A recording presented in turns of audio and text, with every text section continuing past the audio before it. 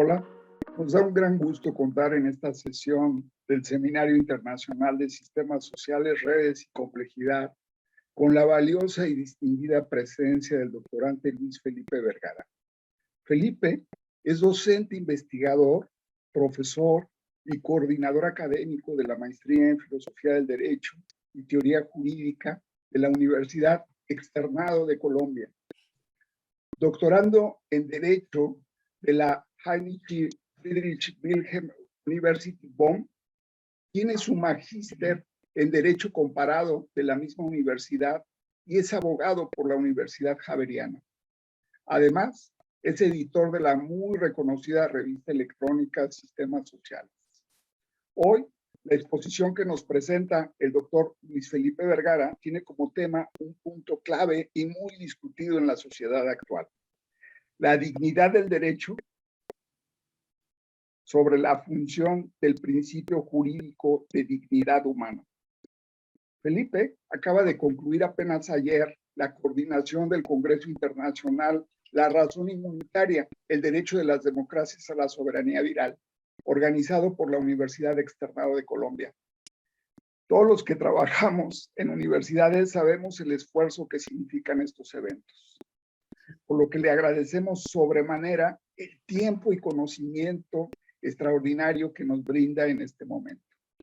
Estimado Felipe, tienes la palabra. Bueno, muchísimas gracias, Carlos. Para mí es un gusto poder estar aquí con ustedes, compartiéndoles algunos puntos de reflexión centrales de lo que es actualmente la tesis doctoral que espero culminar en el año presente. Bueno, te doy gracias a ti y debo también darle gracias indirectamente también a una persona que expuso ya hace unos meses, Felipe Ranque, hoy, antes Felipe Pérez Solari, que, con quien editamos la revista Sistemas Sociales, que me contactó con ustedes y que ha sido un interlocutor muy importante en este proceso doctoral. Y por supuesto quiero también agradecer también al profesor Rafael de Giorgi, con quien he tenido diversas conversaciones y que también me han ayudado a decantar varios de los puntos que en este momento me propongo yo exponerles. Como ven ustedes, la exposición que aquí tenemos se llama La dignidad. La puse del derecho, un poquitico en alusión a los títulos utilizados por Luhmann en sus libros, pero es más como la dignidad en el derecho, porque la pregunta que quiero formular es: ¿qué quiere decir el derecho? Esto es, el sistema del derecho cuando recurre o invoca el principio de dignidad. Y esta pregunta se responde a través de, aquí vemos este subtítulo que pongo aquí, es finalmente, ¿qué es lo que hacen los juristas? ¿Qué es lo que se hace en la comunicación jurídica cuando se invoca el principio de dignidad? Lo primero que vemos es que el principio de dignidad es un principio de problemática aplicación. Todos estamos de acuerdo y todos de que de alguna manera a través del derecho se debe respetar la dignidad humana, pero muy pocos sabemos qué es lo que se debe respetar cuando se invoca la dignidad humana. Mucho menos sabemos si la norma que prescribe en las diferentes constituciones, tal y como ocurre, por ejemplo, en el caso de Colombia, o tal y como ocurre en el caso de Alemania, esa es una norma fundacional, es decir, un valor general que de cierta manera cobija el derecho, o si de él se puede predicar obligaciones concretas de respeto y protección de ciertos ámbitos de desenvolvimiento de la persona al interior de la sociedad. Estimado Felipe, en buena parte, los problemas que surgen, y aquí estoy hablando más como un abogado que como una persona, que como un teórico del derecho y mucho menos un sociólogo, porque pues no lo soy. Pero lo cierto es que cuando a los abogados normalmente les hablan de dignidad, pues esto hace como decimos en Colombia, esto es carreta, parece ser más bien un adorno retórico en general que debe concretarse en otro tipo de normas, que se trata de un concepto, si quieren, prestado de la filosofía, pero que en últimas para el derecho pareciera tener poca relevancia final. Esto incluso ha llevado a que autores como McRuden, si no estoy mal, en este momento se me acaba de ir el apellido, McRuden es el apellido, tenga un ensayo que dice: dignidad es un concepto absolutamente inútil, es un concepto que simplemente dice que las personas deben respetarse unas a otras, pero que necesita concreción a través de otros conceptos, como conceptos de la misma libertad o la misma igualdad. Sin embargo, por otro lado, hay quienes, sin saber definir muy bien la dignidad, saben que hay casos muy concretos en los que no se dice simplemente que se viola la dignidad o la igualdad o la libertad, en los que no se dice que se viola la libertad o la igualdad, sino que se dice se violó la dignidad de la persona. Esto es la tortura, por ejemplo. ¿Sí? El hecho de que una persona no acceda a los servicios básicos de salud no está visto como una simple violación de la igualdad de las personas respecto de otras, sino que es una violación de su dignidad. El hecho de que una persona sea humillada, ¿sí? No es simplemente una violación a su honor, sino se observa como la violación de su dignidad. Entonces, de cierta manera, sí hay quienes observan que la dignidad puede cobijar unos casos concretos. Quiero resumir básicamente los problemas teóricos que se deben resolver antes de pensar en la aplicabilidad del concepto de dignidad. Y son problemas que, digamos, comprenden o preocupan a toda la teoría del derecho. El primer punto es, aquí les pongo el rol en el derecho de la dignidad o la manera como lo resolvamos depende de que se resuelvan ciertos problemas teóricos en torno al principio de dignidad.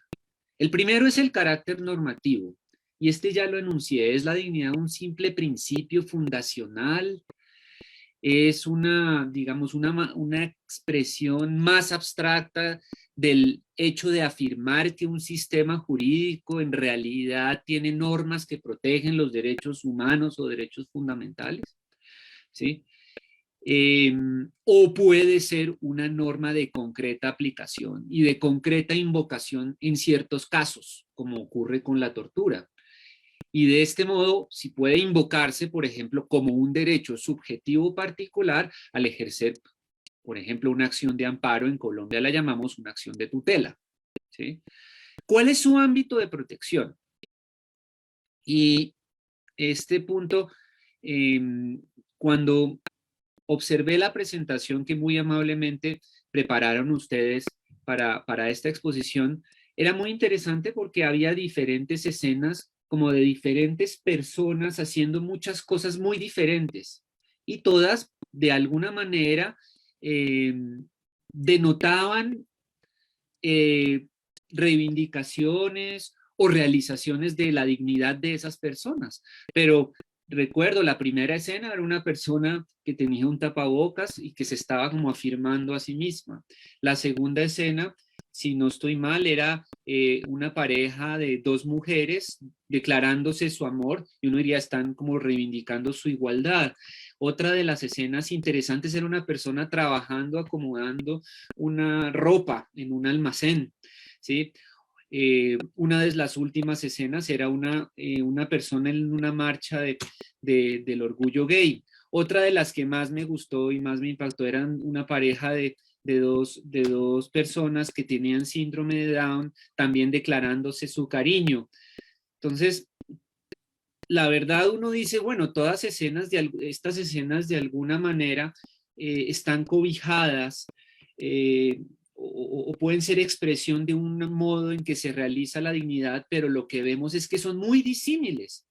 Cuando hablamos del ámbito de protección y decimos debe respetarse la dignidad, están contemplados casos de protección al salario mínimo, de acceso a la salud, de acceso a la educación, como los casos de tortura, de no humillación, de protección a la intimidad. O sea, el ámbito ¿sí? El rango de aplicación del principio de dignidad a casos concretos cubre casos que en su observación inicial, tal y como se nos presenta el fenómeno fáctico de estos casos, es muy disímil, ¿sí?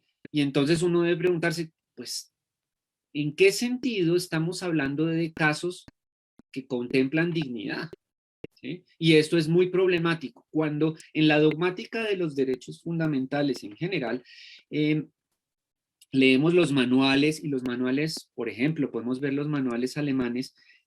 Es muy curioso, la mayoría de la doctrina alemana acepta que la dignidad sí se puede predicar de casos concretos y que existe un derecho subjetivo a la dignidad que es diferente de los demás derechos subjetivos. Sin embargo, cuando observamos las definiciones, ellos dicen, no existe, la respuesta normal es decir, no existe un acuerdo sobre una definición de la dignidad que comprende estos casos, sino que lo que hay es una serie de escenarios que generan mucha indignación, mucho rechazo, porque ocurren violaciones a estas personas y se generan unos consensos sin que sea muy claro por qué unos consensos de que hay violación de la dignidad sin que sea muy claro qué une unos escenarios con otros escenarios. Los libros en general de derechos fundamentales, cuando hablan de dignidad, lo que hablan es de diferentes escenarios sobre los cuales estamos más o menos de acuerdo que ocurren violaciones de dignidad, pero no sabemos por qué. No sabemos qué los une, cuál es en términos de Wittgenstein, la relación de familia que puede encontrarse entre estos diferentes escenarios. Con lo cual, la pregunta por el escenario de protección, no del ámbito de protección del principio de dignidad, es muy problemática. En un tercer punto, es el punto de la aspiración de validez absoluta o de la dignidad como un principio categórico. ¿Qué quiere decir eso? Que cuando alguien dice o cuando se reivindica el principio de dignidad, cuando, quiero ser más concreto, ocurre un ataque al principio de dignidad, este ataque nunca puede justificarse, ¿sí? O sea, la dignidad tiene una validez incondicionada, ¿sí? O sea, y esto lo podemos observar en general cuando hablamos del principio de tortura. ¿Sí? Ustedes no sé si habrán leído la Convención Antitortura, dice, la prohíbe y dice que no podrán alegarse ni estados de excepción ni circunstancias excepcionales que justifiquen el ejercicio de la tortura. La aspiración de validez absoluta es uno de los aspectos más problemáticos y sobre los que más se ha ocupado la dogmática de derechos fundamentales en Alemania, toda vez que su artículo 1 de la ley fundamental dice la dignidad humana es inviolable, protegerla y respetarla es tarea de todos los organismos estatales, ¿no? O todos los poderes estatales, ¿sí? Entonces, ¿qué ocurre? ¿Qué quiere decir que digamos que la dignidad humana es absoluta? Sí, en principio la teoría es afirmar de que si estamos ante situaciones que consideramos violaciones de dignidad humana, nunca podemos, o ataques de dignidad humana, no violaciones, nunca podemos condicionar o justificar esa violación en favor de ningún otro principio o derecho que esté presente en el derecho. Esto genera un problema adicional. ¿Qué ocurre si se enfrentan dos casos de dignidad? Eso lo vamos o dos situaciones en las que se reivindica la dignidad y una debe ceder a la otra. Si es inviolable, ¿qué hacemos ahí? Este es un problema muy central. Sin embargo, no es el problema que me ocupará el día de hoy. Tal vez al final de esta intervención pueda hacer alguna mención al respecto. Como ven, son tres elementos teóricos que deben resolverse antes de poder tener una norma que sea de aplicación, ¿sí? En la teoría, y tenemos que decidir el carácter normativo. Si decimos, uno, el carácter normativo, la dignidad es simplemente un principio que describe en general un tipo de derecho, pues no tendrá mayor aplicación. Pero si concedemos que se aplica de manera concreta a ciertos casos, es decir, que alguien puede invocar como un derecho particular la dignidad, debemos entonces definir su ámbito de protección. Y al definir su ámbito de protección tenemos problemas, porque, como ya lo decimos, son muchos los escenarios frente a los cuales estamos de acuerdo que se viola la dignidad, pero no podemos decir muy bien por qué porque están todos ellos contemplados bajo el paraguas de la garantía de dignidad. Y en tercer lugar, en general, cuando se habla de dignidad, ¿sí?, o de ataques a la dignidad, la respuesta es, en este ataque nunca puede condicionarse, o sea, nunca puede justificarse este ataque y por tanto la dignidad es un principio que tiene validez absoluta. ¿Qué haré yo? Y es que yo considero que a través de un enfoque teórico de sistemas, ¿sí?, teórico jurídico de sistemas, se puede responder esta pregunta. Entonces, trataré de responder estas tres preguntas con elementos de una teoría sociológica sistémica del derecho. ¿Por qué hablo de una teoría sociológica sistémica del derecho? Porque hablo de que el derecho es capaz de producir, no voy a profundizar mucho en este aspecto, una autodescripción de sí misma que incorpora elementos de la observación sistémica del derecho desde la sociología y lo incorpora para elaborar en una teoría de sí mismo. Y al elaborar en una teoría de sí mismo que incorpora estos elementos, él puede responder desde esta teoría, o podríamos responder desde esta teoría a estas tres preguntas de un modo integrado. ¿Por qué esta teoría? ¿Sí? Normalmente ni los abogados y muchas veces ni los filósofos ni los sociólogos están obligados a justificar el marco teórico a través del cual ellos están abordando una teoría. De hecho, es muy difícil hacerlo. Yo siento que no puedo justificarlo de manera suficiente, pero sí creo que es importante que haga la aclaración porque estas preguntas podrían responderse apelando a teorías del derecho más tradicionales. Sin embargo, la teoría sociológica sistémica del derecho, esto es una autodescripción del derecho que incorpora elementos de la observación que hace la sociología del derecho, ¿sí?, tiene una ventaja que pueden tener otras teorías, pero que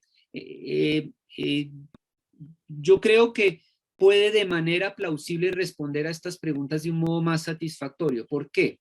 Porque, y aquí estoy formulando la siguiente respuesta, creo que las preguntas que se acaban de plantear pueden ser abordadas por esta teoría bajo una comprensión o en el contexto del derecho moderno y su entorno. Las teorías, digamos, no quiero generalizar ni demeritarlas, pero digamos las teorías jurídicas de las que se dispone normalmente abordan el derecho de manera aislada sin tener en cuenta, ¿sí?, que el derecho es tal y como se nos presenta en la actualidad, es un derecho que solo es posibilitado por la sociedad moderna y por un entorno moderno. Y que a su vez, ¿sí?, ese entorno o el derecho mismo problematizan y posibilitan ese entorno. O sea, la teoría que aquí presento, a través del cual quiero responder a las preguntas que se dan con dignidad, abordan el derecho con la plena conciencia de que es este derecho moderno que no existiría si no existe respecto de un entorno concreto determinado, ¿sí? ¿Qué ocurre? Teorías como la teoría de Kelsen se concentra en el derecho, afirma que el derecho en su autonomía puede tener contenido y parece a veces olvidar que ese derecho que se realizó como un derecho autónomo es un derecho que tiene unos presupuestos determinados que se dan en el entorno y que solamente es posible gracias a estos presupuestos del entorno. Terminado, digamos, este pequeño paréntesis, paso a hablar de la exposición. Y aquí me voy a centrar solo en una de las tres preguntas que yo planteé, ¿sí? Es la pregunta por el ámbito de aplicación del principio de dignidad humana. Es decir, podemos efectivamente contemplar o dar una definición general de ámbito de protección de la dignidad humana de tal manera que contemple todos los casos que ya enuncié. Y aquí vuelvo otra vez a la afirmación que hice antes, es que si observamos la presentación que se hizo para la exposición que yo les iba a dar hoy, es que podemos observar que son escenarios todos frente a los cuales podemos estar de acuerdo de que de alguna manera involucran la realización o la violación de la dignidad, pero no sabemos por qué y por qué los contemplamos bajo ese mismo concepto. ¿Sí? La pregunta es ¿por qué relacionamos esos escenarios específicamente con la dignidad humana y como realizaciones de la dignidad humana? Para construir este concepto de dignidad humana, tengo que ponerles, digamos, sobre la mesa las piezas con las que se construye y que son las piezas del rompecabezas. Y son 3 puntos que son comunes a todos los que de alguna manera nos hemos untado un poquitico de la teoría de sistemas sociales y también de alguna manera o de manera indirecta con una teoría sociológica, jurídica que toma elementos de la teoría de sistemas sociales. Y los 3 elementos son, ¿sí?, elementos con los que se construye el derecho y con los que construiremos a continuación el principio de dignidad. El primero de ellos, como ustedes saben, es la idea de que la sociedad ha evolucionado en la sociedad moderna funcionalmente diferenciada. No quiero profundizar aquí, creo que es un punto además que ha sido reiterativo en las diferentes presentaciones que se han dado en semanas anteriores. Es el hecho de que la sociedad moderna se reconoce porque de alguna manera los diferentes ámbitos, ¿sí?, de acción, si me permiten la palabra, o de comunicación, para ser un poco más exactos, ¿sí?, son ámbitos que de alguna manera se orientan a la solución de un problema y cumplen una determinada función para la sociedad, y que estos diferentes ámbitos de comunicación configuran sistemas autónomos que funcionan bajo unos códigos propios que permiten el cerramiento de esos sistemas, y esos códigos a su vez están, los códigos a su vez, que son unos códigos binarios, por ejemplo, el derecho es derecho, no derecho, en ciencia es verdad, no verdad, en política es poder, no tener poder, o derecho, posición, todo lo que ya conocemos. Esos códigos binarios son los modos de respuesta particular en estos sistemas para ejercer una función determinada con la que ellos resuelven los distintos problemas. ¿Sí? La función determinada de la política es la emisión de decisiones colectivamente vinculantes. La función determinada de la ciencia es la producción de conocimiento que podamos calificar como conocimiento verdadero. La función de la economía tiene que ver con la distribución de recursos escasos o distribución eficiente de recursos escasos. La función de, no sé, la educación es la difusión del conocimiento, la transmisión del conocimiento. Bueno, son puntos que ustedes, como la mayoría de ustedes que entiendo son más sociólogos, yo no soy sociólogo, digamos, conocen mejor y pueden definir de manera mucho más exacta. Yo simplemente lo estoy haciendo aquí por encima. Entonces partimos de la idea de que estamos ubicados en una sociedad funcionalmente diferenciada. En relación con el derecho, sabemos que se presenta como un sistema autónomo que funciona, cuya función es el aseguramiento contrafáctico de expectativas normativas, ¿sí?, o la explotación de las posibilidades de conflicto sobre expectativas para asegurar estas contrafácticamente expectativas normativas, y bajo 2 modos de respuesta particulares del derecho, que es la declaración de una acción ¿sí? o de una comunicación determinada como contraria a derecho o conforme a derecho. ¿Sí? El segundo punto es que en la sociedad moderna, y esto es una de las características también más repetidas y para ustedes tal vez más conocidas, es el modo como la persona se constituye en la sociedad moderna funcionalmente diferenciada.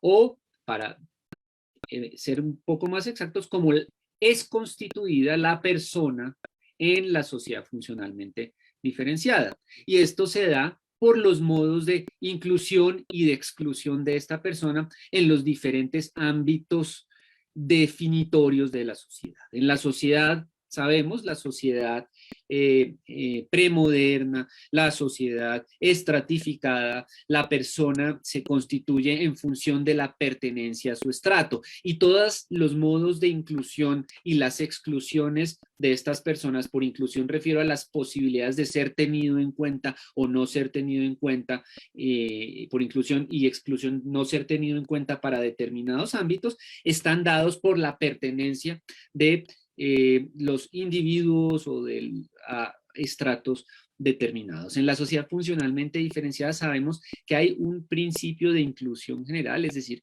que todas las personas pueden participar de todos los ámbitos funcionales, todos somos personas en la política, somos personas en el derecho, en la salud, en la educación, pero también no somos solo miembros de política, no solo miembros del derecho, no solo somos tomados en cuenta en tanto que tenemos dinero, en tanto que somos miembros de una familia, sino que también respecto de esos sistemas estamos también parcialmente excluidos. O sea, soy parcialmente excluido respecto de la religión en la medida en que la religión no toma en cuenta factores de mi vida económica.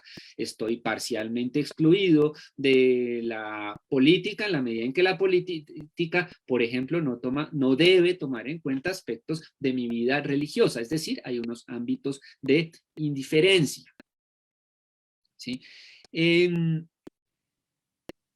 En el segundo punto, entonces la primera pieza del rompecabezas es que tenemos una sociedad funcionalmente diferenciada, ¿sí? La segunda pieza del rompecabezas para hablar de dignidad o para saber qué significa cuando en el derecho hablamos de dignidad es conocer que en la sociedad funcionalmente diferenciada la persona es constituida, ¿sí? A través de la inclusión en todos los sistemas, pero en esa inclusión también hay aspectos de ella que quedan excluidos parcialmente de todos los sistemas, ¿sí? Y en el tercer caso, ¿sí?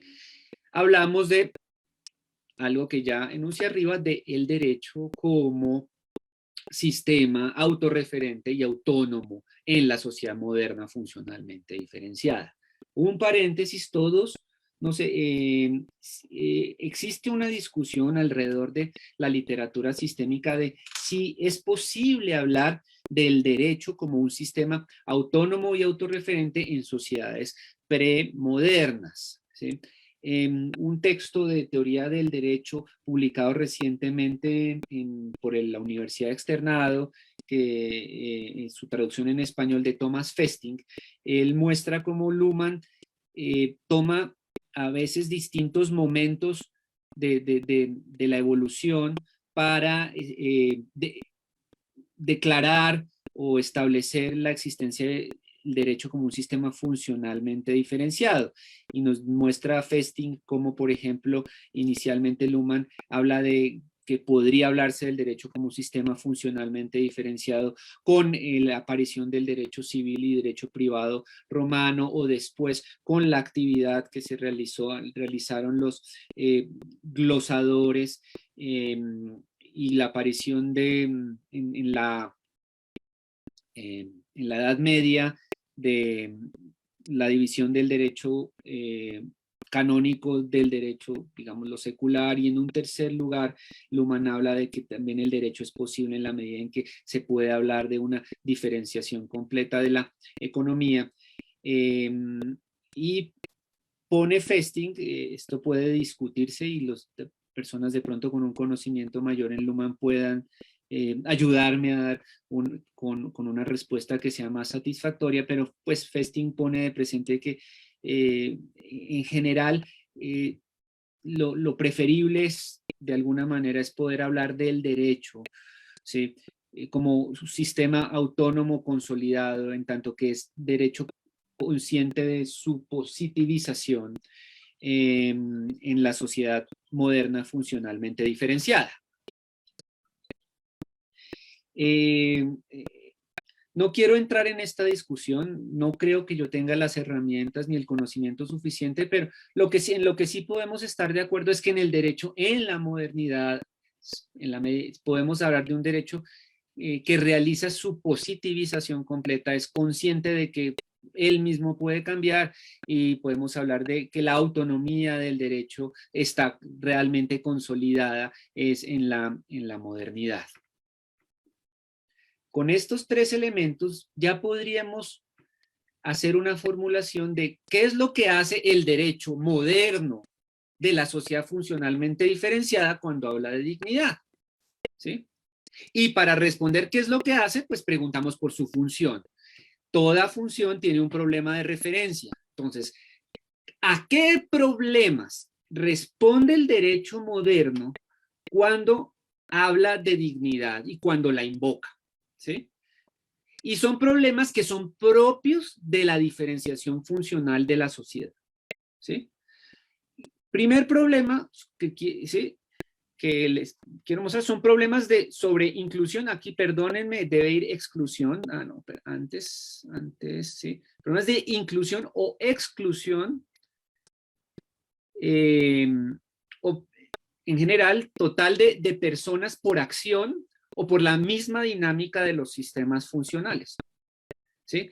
Por un lado hay problemas de sobreexclusión o exclusión total de personas de los sistemas funcionales. Este es un aspecto que Luhmann resalta en su texto, en su ensayito corto Jenseits von Barbarei, más allá de la barbarie, y que también desarrolla de modo muy completo Marcelo Neves en su tesis, y es el hecho de que en la sociedad moderna funcionalmente diferenciada, aun cuando hablamos de inclusión de todos en todos los sistemas, por la misma acción de los sistemas se dan, si quieren, al interior, por la misma racionalidad de los sistemas, se dan desigualdades que impiden que ciertos individuos o personas después puedan acceder a otros sistemas.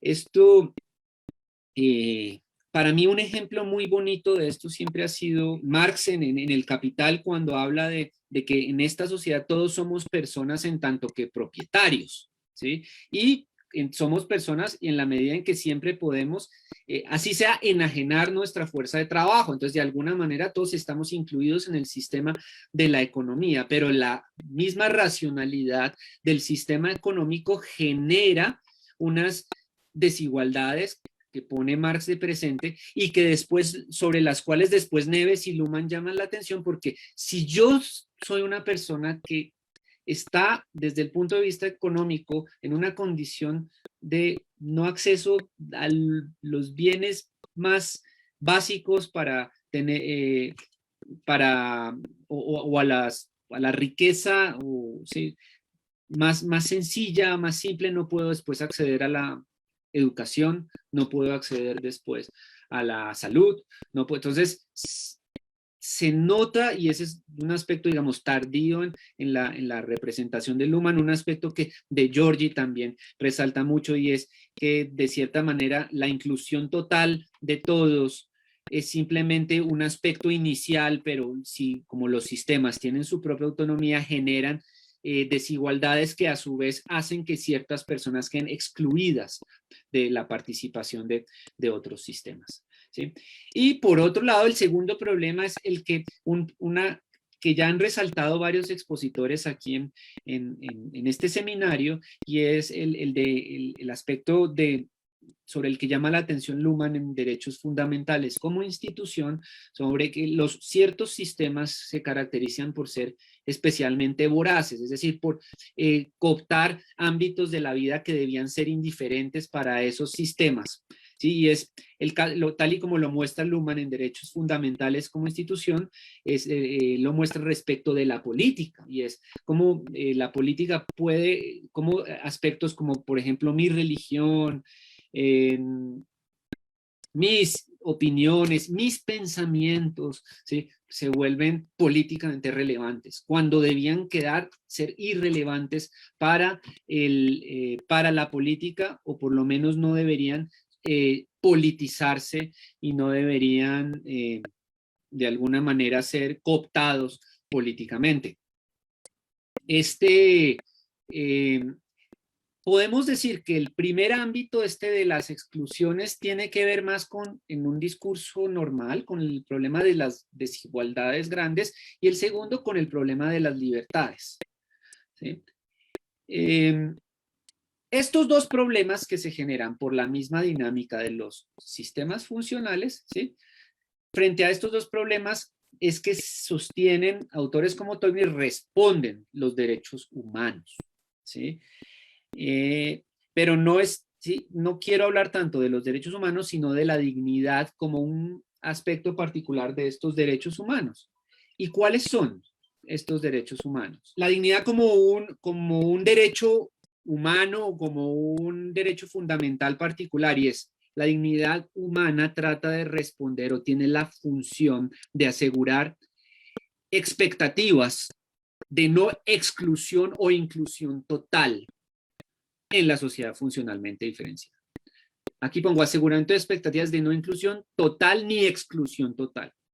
Quiere eso decir que aquellos casos que consideramos violaciones de dignidad, en últimas son situaciones en las que por acción de los sistemas funcionales o por funcionamiento, no sé, se dan exclusiones totales o inclusiones totales, ¿sí? O sea, la dignidad o digamos, el fusible de la dignidad se salta cuando la sociedad enfrenta personas que están completamente excluidas de algún sistema funcional o están completamente incluidas por un sistema funcional, ¿sí?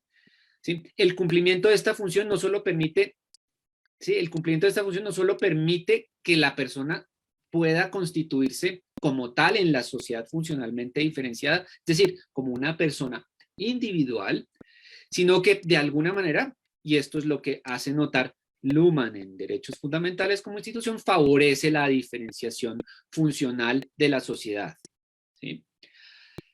Aquí llego al punto que más dificultades me ha generado en el desarrollo de mi tesis doctoral, y es, bueno, me voy a sentar yo a mirar todos los casos que en general se consideran como violaciones de dignidad, y vamos a ver si esta tesis, esto que digo yo, de que la dignidad tiene una función de asegurar expectativas, ¿sí?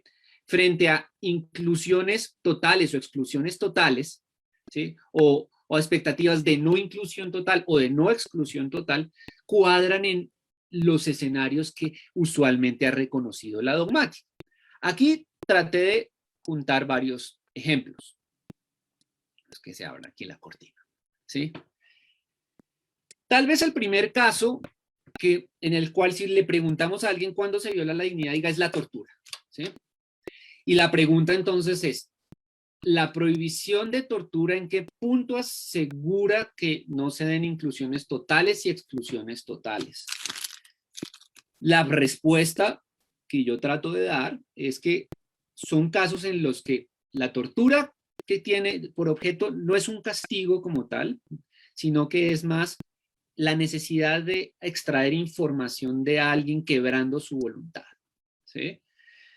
Y en este caso se produce un aspecto donde no es la política, si quieren verlo así, a través del ejercicio del poder, penetra en un aspecto que para el mismo funcionamiento de la sociedad en general debe estar por fuera de él, y es el sistema psíquico, ¿sí? Se produce una suerte de rompimiento de la diferencia del sistema psíquico, a la ruptura de la voluntad.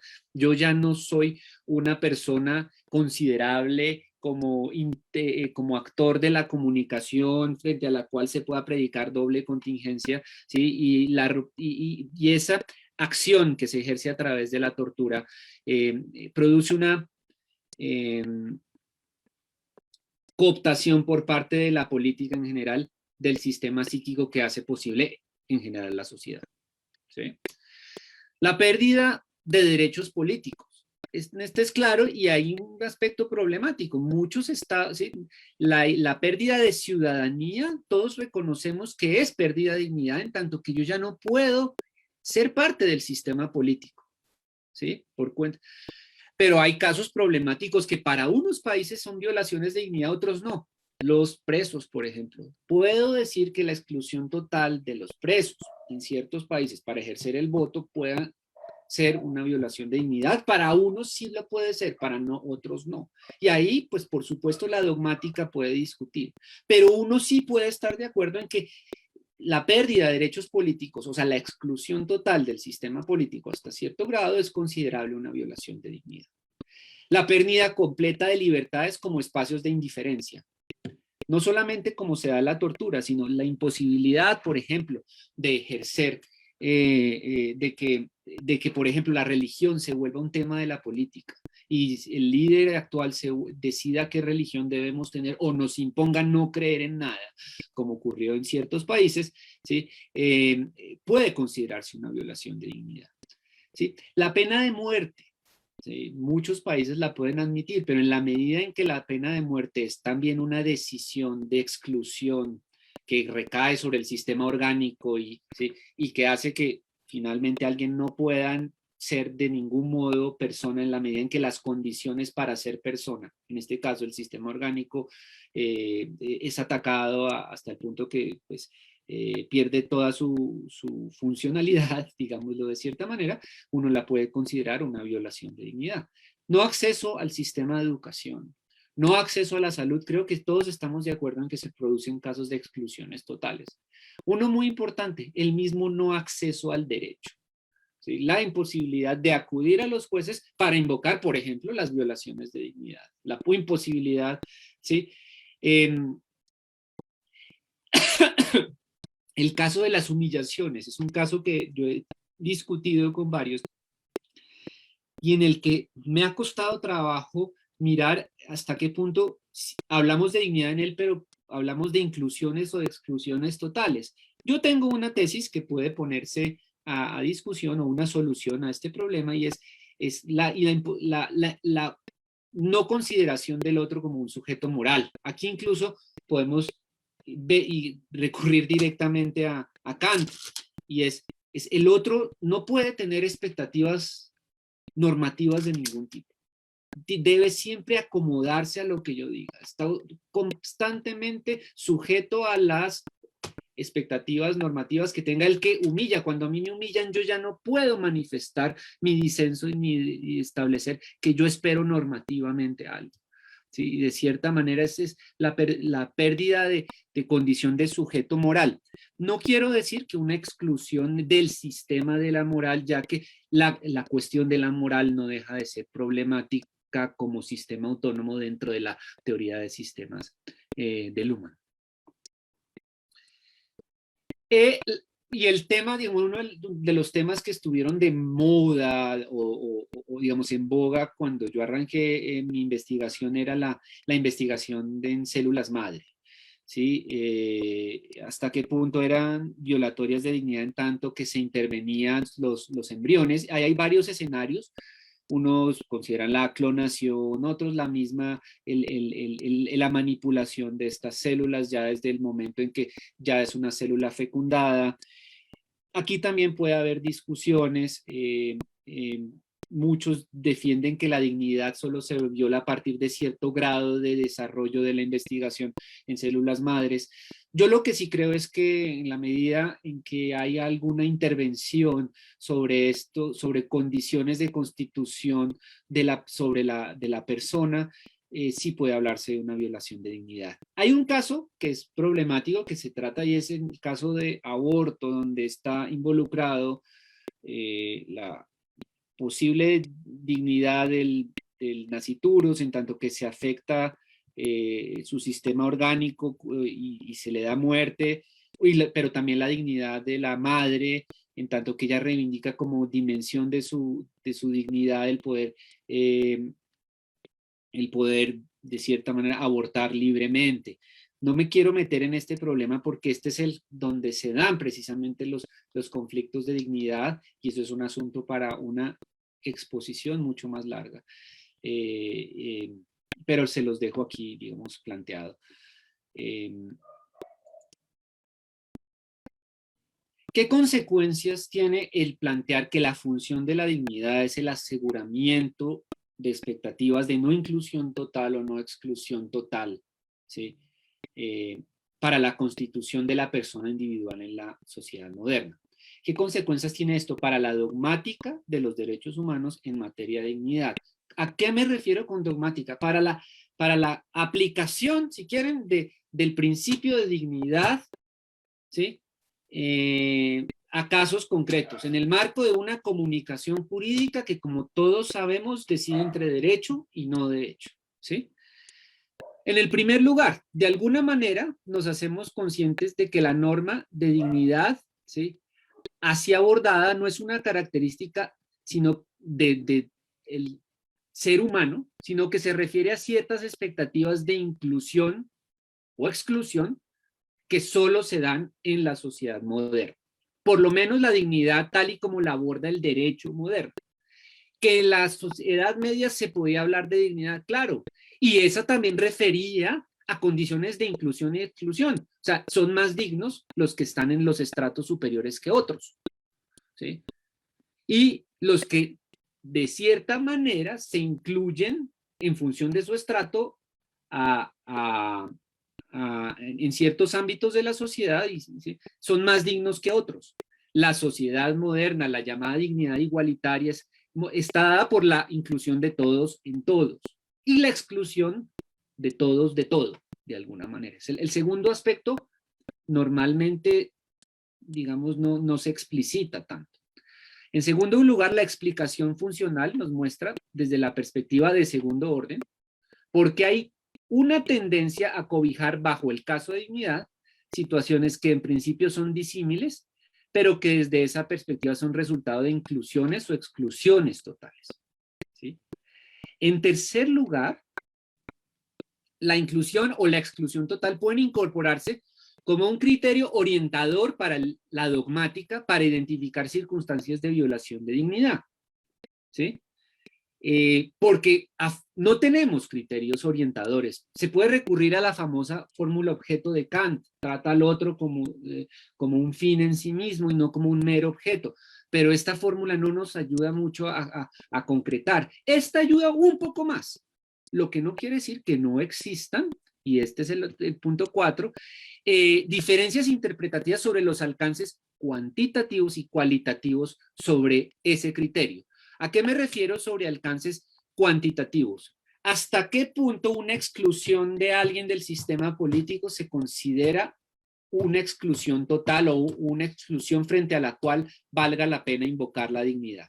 El caso que les pongo, todos podemos estar de acuerdo en que privar a alguien de su ciudadanía completa puede ser una violación de dignidad, pero la pregunta sobre si las personas reclusos, en tanto que en ciertos países no pueden votar, están privados de su dignidad, es un asunto que todavía se discute dogmáticamente, ¿sí? Todos podemos estar de acuerdo en que el acceso a la educación, el no acceso a la educación puede ser violatorio de dignidad, pero para unos sociedades o digamos para ciertos países, esta violación se da en el momento en que la persona, por ejemplo, ya no accede a la educación superior. Otros dirán, no, el mínimo que se debe admitir que es protector de dignidad es el de la educación básica, ¿sí?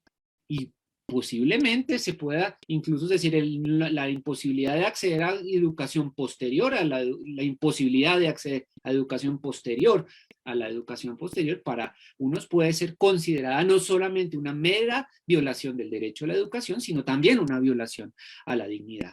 Entonces, puede existir diferencias interpretativas sobre esto cuando se incorpora como criterio, pero el criterio ya nos permite por lo menos diferenciar las meras violaciones de derechos y lo que es la violación de la dignidad, ¿sí? Y el último es, este criterio puede ser, sin embargo, útil para evitar ¿sí? La trivialización o una inflación de la norma de dignidad. La trivialización es que se considere toda una violación de dignidad, y la inflación el hecho de que, como de manera la moneda pequeña es finalmente con la dignidad pierda valor como una norma importante. En la medida en que llamamos la atención sobre exclusiones graves o totales, ¿sí? No pierde valor el argumento de dignidad, ¿sí? Otra consecuencia adicional que no y es importante es si reconocemos que hay violaciones de dignidad, tenemos, y aquí pasamos a un tercer punto, tenemos que reconocer que dado un ataque, ese ataque no puede justificarse en nombre de ningún otro valor, ¿sí? Por eso es que es trivializar la dignidad, ¿sí? O utilizarla para demasiados casos es muy peligroso, ¿sí? Porque estamos declarando para cualquier caso la imposibilidad de que otro derecho pueda prevalecer en una circunstancia concreta sobre la dignidad. Y el último, entonces, como vemos, la definición que propongo del ámbito de aplicación de la dignidad sirve para resolver estos problemas, pero todavía quedan unos elementos que aparecen en el derecho y que son necesarios para formular una teoría más completa de lo que es la dignidad para el derecho, ¿sí? Por eso les pongo aquí, con esto no se agota la explicación de la garantía de dignidad para el derecho. Quedan pendientes varios asuntos. El primero, el principio de dignidad como derecho subjetivo u objetivo. Si decimos que la dignidad es de aplicación concreta, podemos reconocer casi automáticamente que la dignidad puede reclamarse ante un juez como un derecho subjetivo, ¿sí? La cuestión es, también podemos hablar de la dignidad como un derecho objetivo, es decir, por ejemplo, como un deber general del Estado, no necesariamente reclamable ante un juez, pero sí exigible para, por ejemplo, de desarrollar políticas públicas en favor de que educación universal, salud, ¿sí? Eso es, ¿sí? El caso de la dignidad como derecho objetivo puede hacerse manifiesto cuando, por ejemplo, ciertos estados no son incapaces de incumplir con sus obligaciones y generales y son estados, digamos, de alguna manera fallidos, o son estados donde hay regímenes totalitarios, lo cual de alguna manera se vuelven argumento en derecho internacional para las sanciones internacionales. Entonces no puede haber que un estado que tortura masivamente puede ser objeto de sanciones internacionales por el incumplimiento de ese derecho objetivo, ¿sí? Y el punto interesante es la judicialización de la dignidad y de la garantía de la dignidad.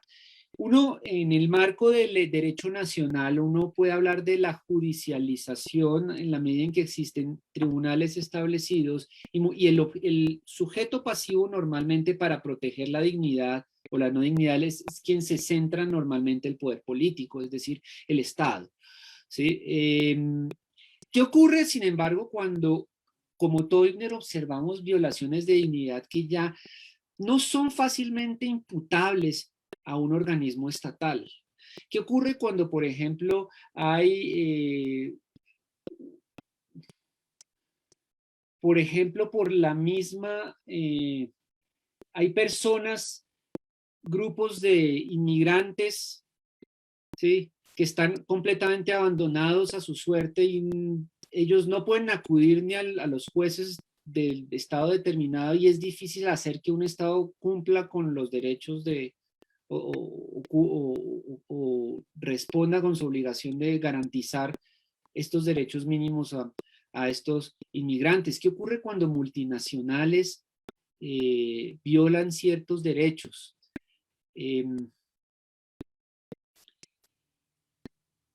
Aquí no quiero entrar. Toigner ofrece unas soluciones que todavía yo no he considerado del todo, por eso no las quiero tocar, pero está este problema planteado. Y el tercer punto, ¿qué significa desde la teoría sistémica que se afirme que la dignidad es fundamento del derecho?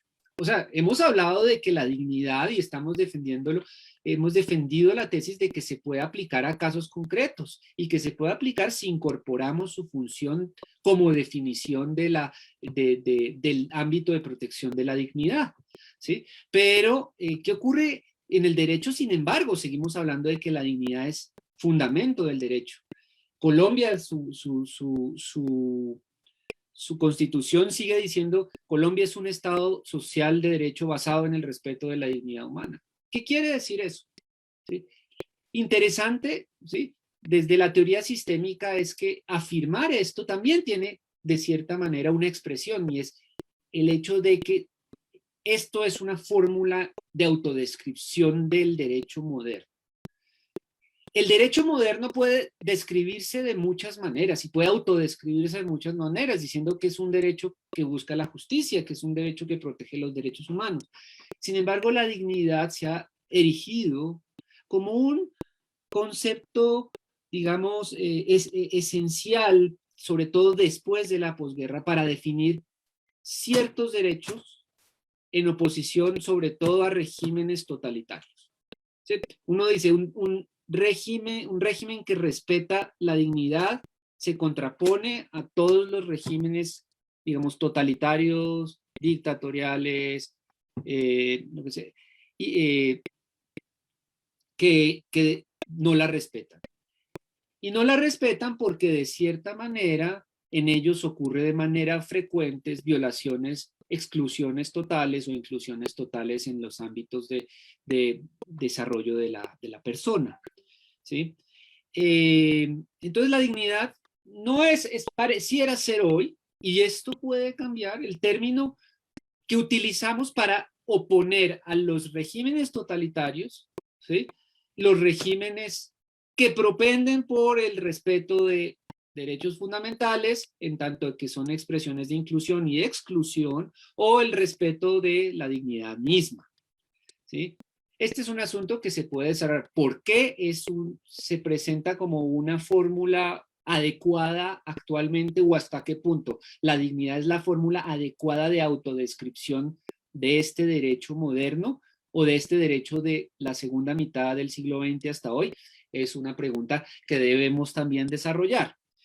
Y el tercer punto que ya traté es: ¿qué significa que se pretenda que la dignidad tiene un valor absoluto o norma irrenunciable? Puse un ejemplo. ¿Hasta qué punto puede considerarse que una mujer que no puede decidir sobre un posible aborto, ¿sí?, se le viola su dignidad? ¿O hasta qué punto se viola la dignidad del embrión en tanto que se están atacando condiciones orgánicas que después le permitirían ser persona en esta sociedad? Los casos trágicos aquí son frecuentes. El Luhmann, por supuesto, en Normas Irrenunciables trata el tema de la tortura, y se pregunta: hay una persona que tiene una bomba que puede estallar, ¿usted lo torturaría o no lo torturaría? Se está enfrentando la dignidad con otra dignidad, y es la de aquellos que estarían afectados si la bomba estalla. O el caso que ya no es hipotético, que es el caso de la Ley de Seguridad Aérea, que autorizaba a los aviones de combate tumbar a los aviones secuestrados que llevaran pasajeros, que estaban dirigidos a objetivos donde pudiera haber más personas y cuya vida estaría en peligro. Entonces, si de alguna manera se podía matar a estos pasajeros en estos aviones secuestrados para salvar la vida de otras personas. Uno puede decir que se está violando la dignidad de los pasajeros, pero también en favor de la dignidad de estas otras personas. Y estos son unos casos trágicos, ¿sí?, que se pueden contemplar y frente a los cuales la dogmática trata de, y aquí adelanto un poquito, de disimular la paradoja, digamos, fundamental del derecho que se devela y se desnuda con el acaecimiento de estos casos trágicos. Este es también otro tema. Esperaría que si a Carlos se le agotan los invitados, en otra ocasión, cuando los tenga yo un poquito más desarrollados, los pueda de nuevo volver a tratar. Y bueno, les doy las gracias por por asistir o por escuchar esta conferencia. Y de nuevo a Carlos, muchas gracias por esta invitación, que esto sea el comienzo de un diálogo futuro en muchas ocasiones más, o en muchas ocasiones. Muchas gracias, Carlos.